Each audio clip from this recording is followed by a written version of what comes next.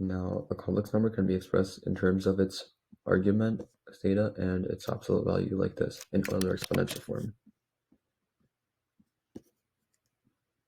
First of all, they can also be treated as vectors, because when you add two complex numbers, it's like adding the vectors you get from the origin and getting a resultant. And even their difference.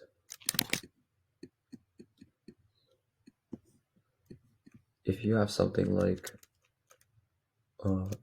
2 plus 2i minus negative 1 plus I,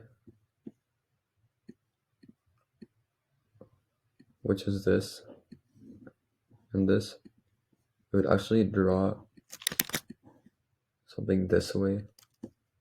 No. That would be adding its opposite, which would get you somewhere here. Or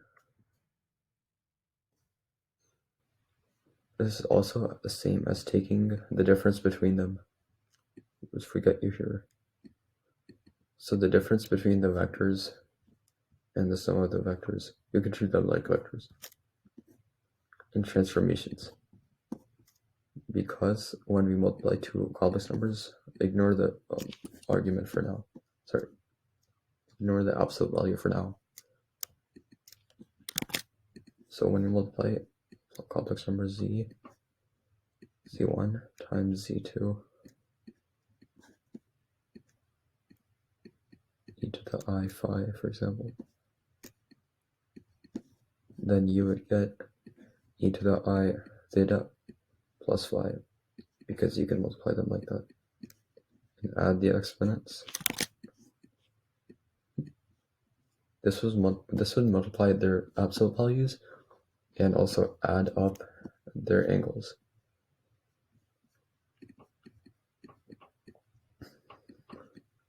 So this is their product. And also, first, let's write it here, or show it. If you have a complex number z1 and a complex number z2, you have two angles, right? So you can add them together. Then you should get a third complex number, which is the sum of their angles and the product of their radii,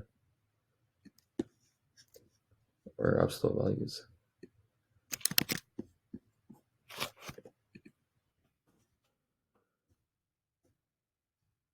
So it's the sum of their angles and the product of their radii. Okay, now de-Moivre's.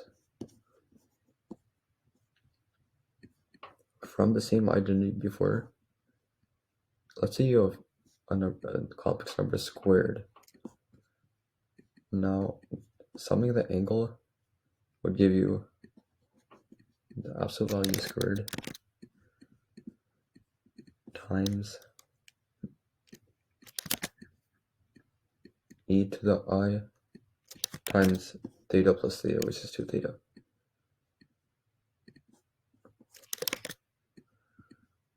So the absolute value squared times e to the I 2 theta, or 2 theta I.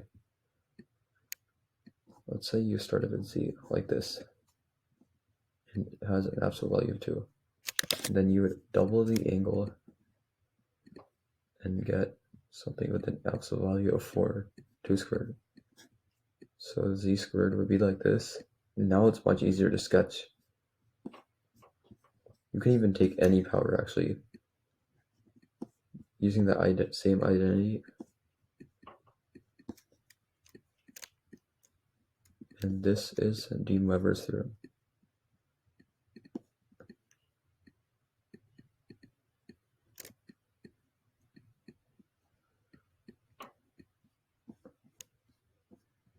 Well, not yet, actually.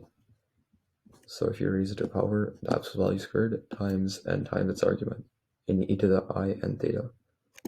And this here, if you look at the complex number itself, it has it has a cosine component and a sine component, of course, times absolute value of c. Meaning you can actually write this as something that you're more familiar with. So instead of e to the n theta, it would be, there's actually a shorthand called cis of n theta, which is e to the I theta. Cis of theta is equal to e to the I theta. It stands for cosine plus I sine because we're in the complex plane.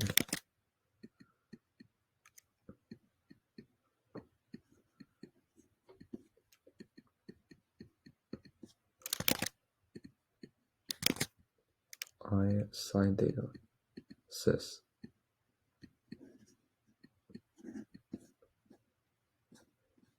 So now, if you wanted to find the exact rectangular form, or the exact complex number, you would multiply the absolute value to the n times cis theta, which is just this.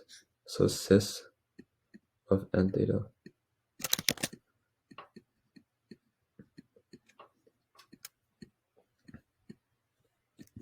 Also, if you have real numbers, theta starts off as 0, so you just get the absolute value, which is the number itself, kind of the number itself, to the n.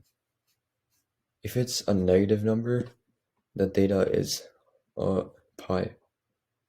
So meaning it does alternate, just like with a negative number. So -2 squared is 4, but -2 cubed is -e.